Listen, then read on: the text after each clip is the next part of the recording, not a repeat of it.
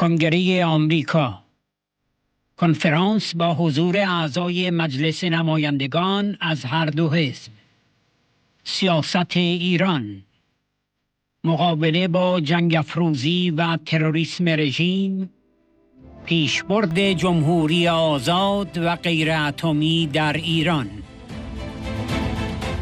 سخنرانی‌های نمایندگان کنگره آمریکا، کورمیک عضو کمیته‌های خارجی و قوای مسلح از حزب جمهوری خواه، جودی عضو کمیته امکانات مالی از حزب دموکرات، کلینتاک عضو کمیته قضایی از حزب جمهوری خواه، عضو کمیته‌های نظارت و خدمات مالی از حزب جمهوری خواه، عضو کمیته قوای مسلح و رئیس زیر کمیته امنیت سایبری از حزب جمهوری خواه، کارتر عضو کمیته قضایی از حزب دموکرات، فرزند نماینده فقید شیلا جکسون لی، رانی جکسون عضو کمیته خارجی از حزب جمهوری خواه، گروسمن عضو کمیته های نظارت و بودجه از حزب جمهوری خواه، چرمن عضو ارشد کمیته خارجی از حزب دموکرات، پیام زولافگرین عضو کمیته قضایی و رئیس دموکرات ها در کمیته علوم، فضا و تکنولوژی و نمایندگان جوامع ایرانیان.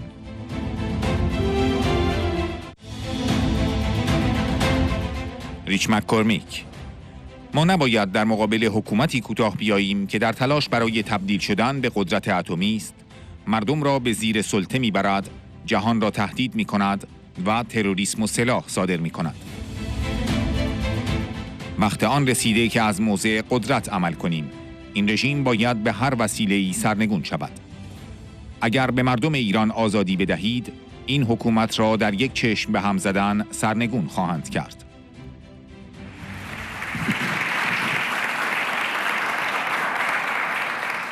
This country was established on something that I think we can all relate to.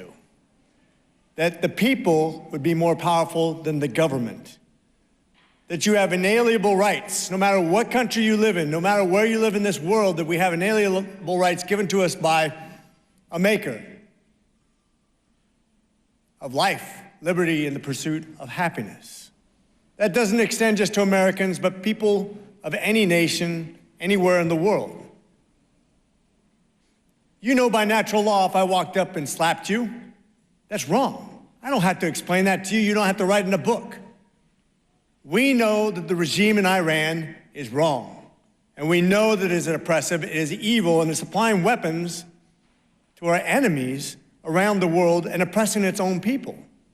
That if you gave them freedom, they would overthrow this government in a heartbeat. We shouldn't be waiting for Iran to become a nuclear power before we do something. We shouldn't be kowtowing to a country that's trying to become a nuclear power and actually subjugate its own people, to threaten the rest of the world, to export terrorism and weapons all over the world. Shame on us for standing by. It's time to come from a position of strength. Peace through strength. The Iranian regime only understands one thing, and that's power. And this regime needs to be overthrown by all means necessary. I appreciate that you're all here. You don't have to be here. You're living in America. You can make a good living. You can live your own life, but you understand there's just something bigger than just us, something bigger than just making a living. But we understand the struggles of our family and our friends overseas, and what matters to them matters to us because it affects the entire world, and it will affect our children and our grandchildren. If not addressed now, it won't get better, it will get worse.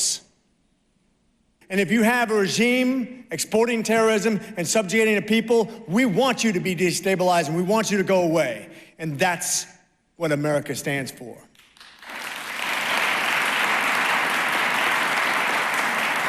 Thank you for your activism. I am with you now and with you always. God bless you and Semper Fi. Thank you.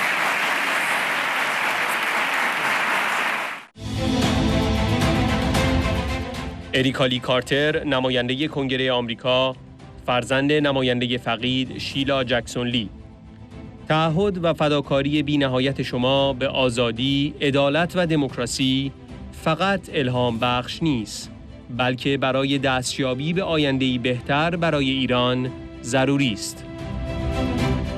مادر من به مأموریت شما باور داشت، شجاعت شما را تحسین می‌کرد و برای اطمینان از شنیده شدن صدای شما در کنگره و فراتر از آن تلاش می‌کرد. از شما به خاطر گرامی داشته میراث او در این روز سپاسگزارم.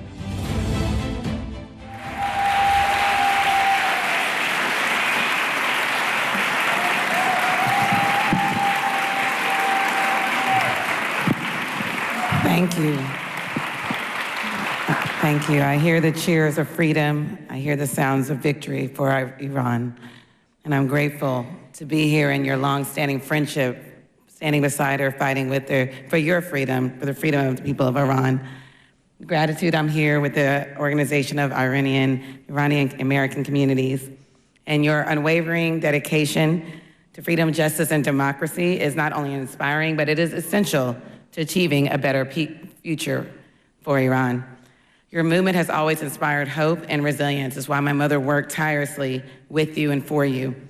It amplifies the voices of those that cannot be heard, and you remind the world of the importance of standing up for human rights and liberty. It was deeply important to her to work closely with Vice President Kamala Harris and President Biden to stand against the human rights violations throughout Iran and stand for liberty and justice and freedom. She believed in your mission. She admired your courage and fought to ensure that your voices were heard throughout Capitol Hill and beyond, nationally, nationwide, worldwide, that Iran deserves to be free and democratic for all.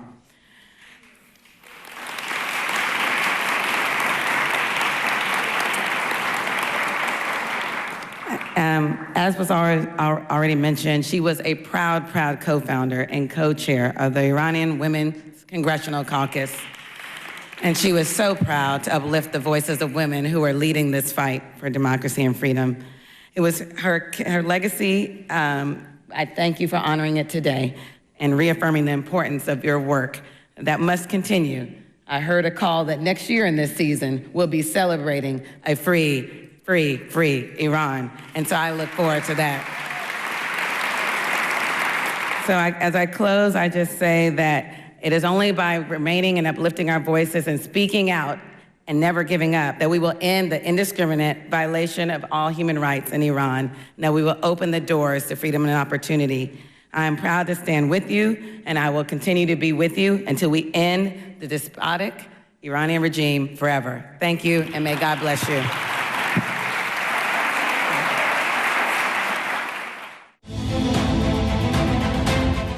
گلن گروسمن: آرزو و دعای من این است که یکی از این سالها به کنگره میایید ما در حال جشن گرفتن ایرانی جدید باشیم و ایران و خاورمیانه به جواهری تبدیل شوند که در تاریخ بودند.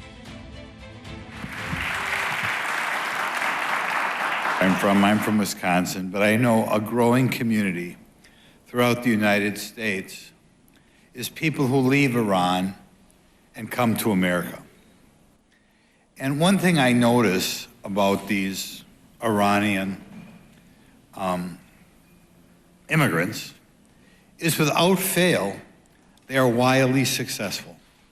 When you see all the successful people in America who either came from Iran or their parents came from Iran, you can't help thinking, why aren't these people so successful or their cousins so successful if they are still in Iran?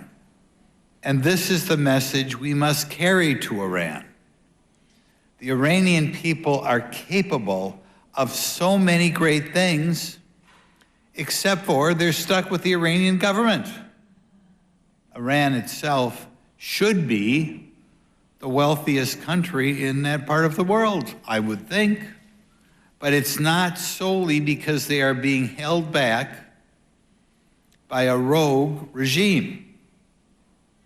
My hopes and prayers are that one of these years, one of these Decembers when you come to Congress, that we are celebrating a new Iran, and you one more time, Iran in the Middle East, will return to the jewel that it has been so much in history. Thank you very much.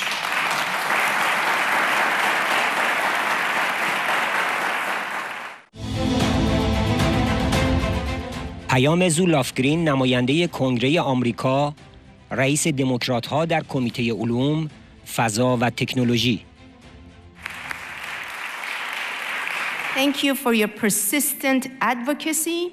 Together, we will one day see an Iran that is democratic, secular, free, and non-nuclear. Congresswoman Zoe Lofgren from California. Ladies and gentlemen, today we have heard in a bipartisan language that the change for Iran is near. Congressman Sherman talks about change is happening, change is coming. Also, Congresswoman Mace talked about Maryam Rajabi leading that change. Maryam Rajabi has presented a comprehensive roadmap to dismantle the current regime in Tehran. And she has really outlined a path to a peaceful transfer of power to a democratically elected representative of the Iranian people.